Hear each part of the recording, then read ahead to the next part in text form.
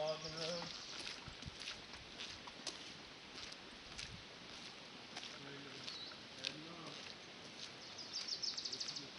Well, this is my drop point. Just an old logging road. Kinda heading off. This is the start of a 2-week adventure. So now I'm heading into the trees off the beaten path.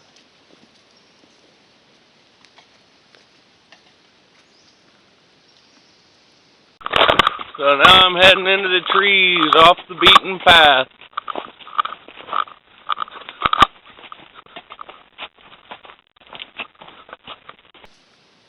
So, I went ahead and picked this spot.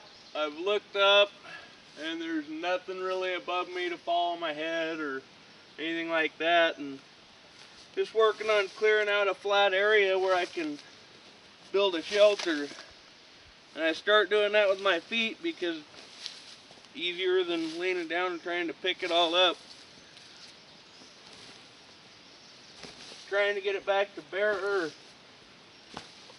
And I'll get back to you when this is all done. I have a pretty good area cleared out now. And now I'm going to actually make sure it's back to bare earth. I always carry a little shovel with me, a little fold-up shovel or one you can take apart. I want it back to bare earth so I can have a fire inside my shelter, and that'll allow me to be warm and dry, and I don't have to worry about it catching the forest on fire even though it's pretty wet out. Now I'm gonna go ahead and gather a few poles so I can get the general frame of the teepee up, and then I'll worry about what I'm going to cover it with. I got several poles now, and let's start with this guy. He's pretty straight. Go with this guy because it's got a nice fork on it. And then I don't have to use up my cordage. And that guy looks pretty good for my starter poles. So when I do this, I take these two that have actual forks in them and stand them up like so. Once those two are up, I'll take this guy, bring it around the back side here. It's also got a little fork in it, so it'll help hold it in place. And then I'll stretch them out. The first three that you put up are going to be your major supports, so you want them to be solid. Even push them in the ground a little bit if you can.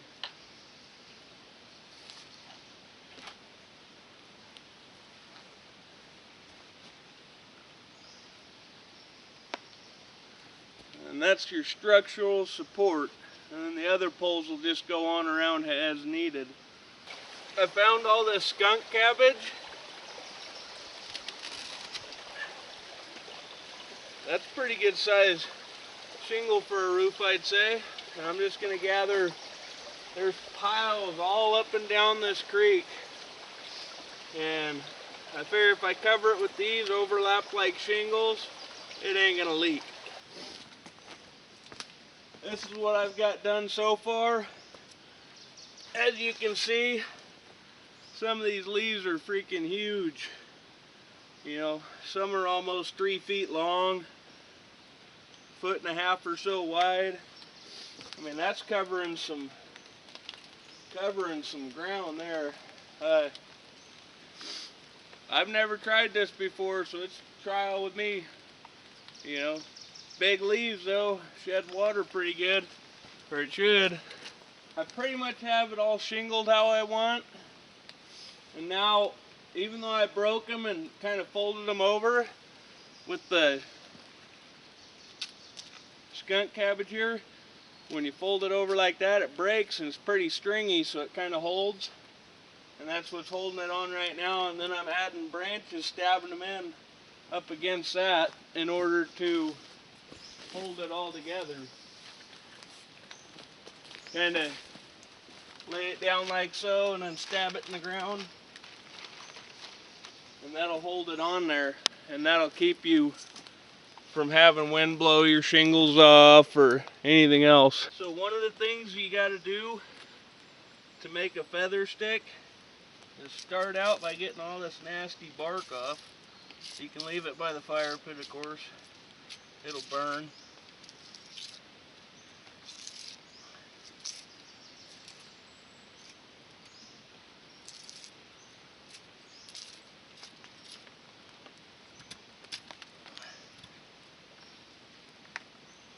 Next step is splitting it, so you can get to that good inner stuff that's dry. And you can use a baton, but I don't like beating my knives up that bad.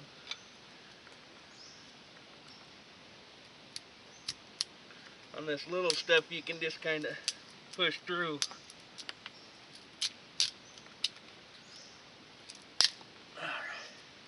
So you see this stuff's dry, like dry to the touch, dry to the feel. And you can just start making a little feather stick out of it.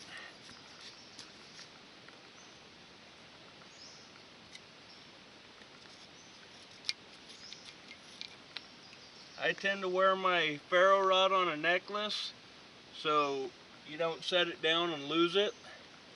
Makes a big difference.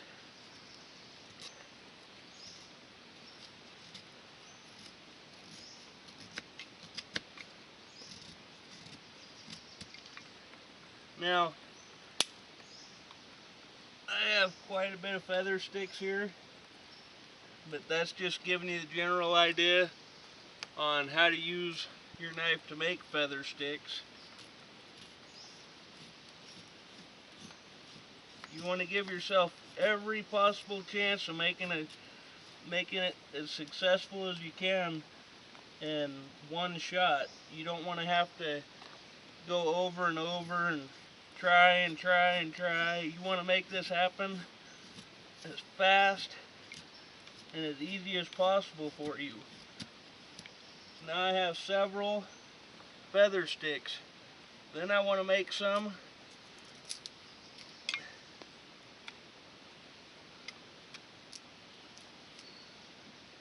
that'll take a spark pretty easy, or take a flame. So once you have that, I usually put sticks down in my hole or in my fire pit anyway.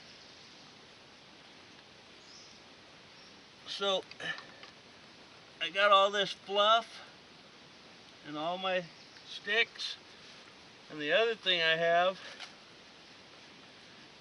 I don't want to use it all, but I have a little bit of toilet paper. Wet as it is,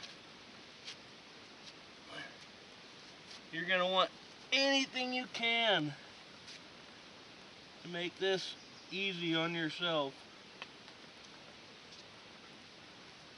Now I take the back of my knife with the 90-degree edge.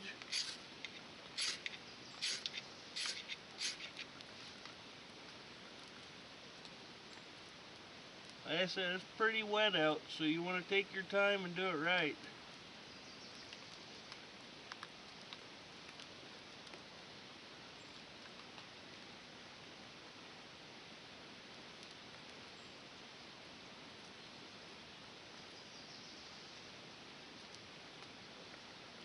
Fire's your cooking, your cleaning, purifying water, keep the animals away. And with fire, it makes life better.